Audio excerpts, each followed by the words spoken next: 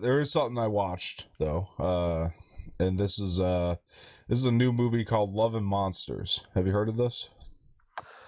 Not until you mentioned to me like 30 minutes ago. Okay, cool. See, I really want people to watch this one because like I had a lot of fun with it. So I might go just. I'm not gonna spoil it per se. I just might give a little more detail on it than I typically would for something that's new. But that's because I really genuinely want people to go support this movie. I had a Okay. lot of fun with it. This is one that was supposed to be in the theater, and obviously they went the other way and decided to go home on demand, video on demand with it. I really want people to support this. It is $20 to watch right now, but if you're going to the theater to see something like this, I mean, think about it. If you got two people with you, you're paying $10 a person anyway. So I'll forewarn you on that. So Love and Monsters is basically, it's a post-apocalyptic comedy Oh, film with some really nice action in there, and feels like a really fresh story to it.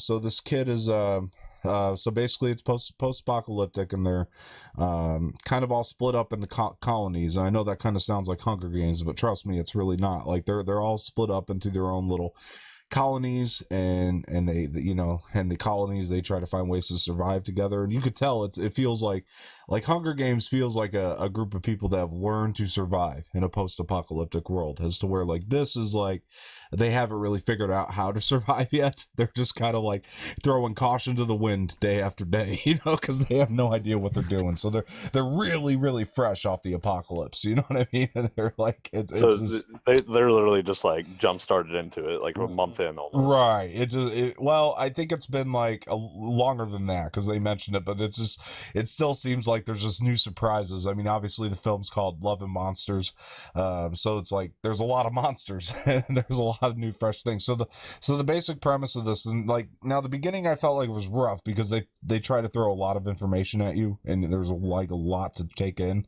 because it's setting up the world. So like there was a lot to take in at first, but.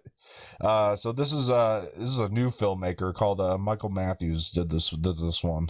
So he's new, and I think he did a really good job on this. I genuinely believe that if this was in the theater, it would have done a lot better, like money wise. Like it would have done really well. So I hope that people actually do check it out and watch it. The main character, I cannot remember his name, which sucks because I just watched it. That's me being bad with names. Has nothing to do with how memorable the character was, No, but I get you. I'm the same way, bro. right. I mean, it really, because the character is very memorable. I want to say his name was Scotty, but I can't remember. Um, but he's played by Dylan O'Brien, who I think is fantastic in everything he's shown up in. What But what's Dylan O'Brien been in? Because I can't think of who that is. he was the main guy in the Maze Runner series. Oh, Yeah. oh, I love that guy. Yeah, he's a really good, talented actor. Despite what you think of the Maze Runner series, I think everybody is in I thought the agreement Maze on Runner his series was acting. great. I think it's fun. Yeah, I like it. I think this is better. I mean, this just feels more fresh. Yeah. Personally, this movie. I mean, and it could be a franchise if people actually watch it and pay money to see it. And who knows? Um, but and he was also in American Assassin, which I don't know if you saw that one, but No, I didn't see that one. not really good. I don't recommend it. But he's still good Damn. in the movie. He's Get really good shitted in the on. movie. He's good in the movie.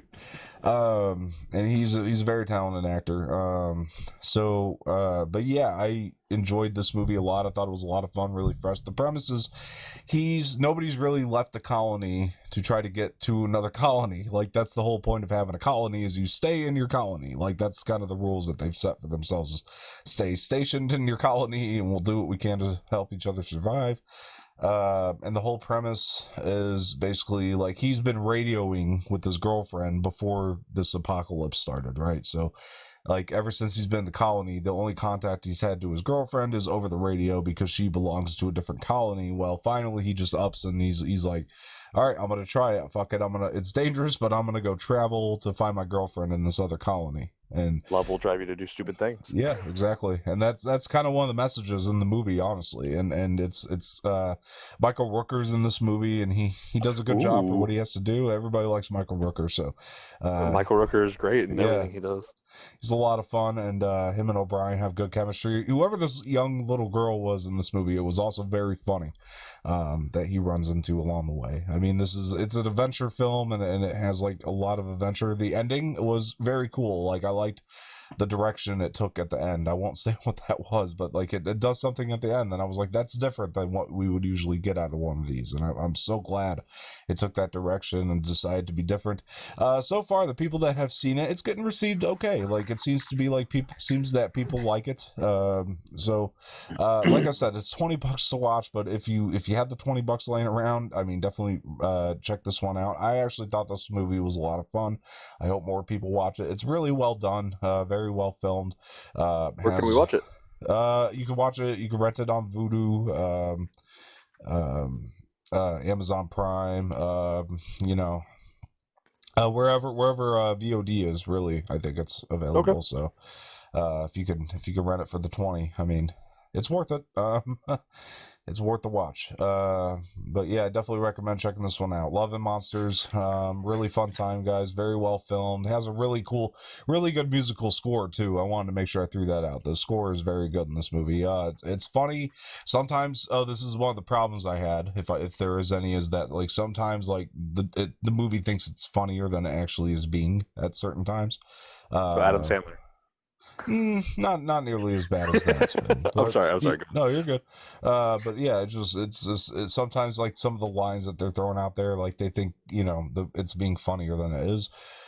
But when the story it really gets into the story, like you're really into it. Like I give this movie like the first 30 minutes. I mean, to like really feel it out, and then like once you're past that, I think everybody's gonna really dig it. It's about a 2-hour movie maybe. So yeah, really fun Sounds good time. to me. Yeah.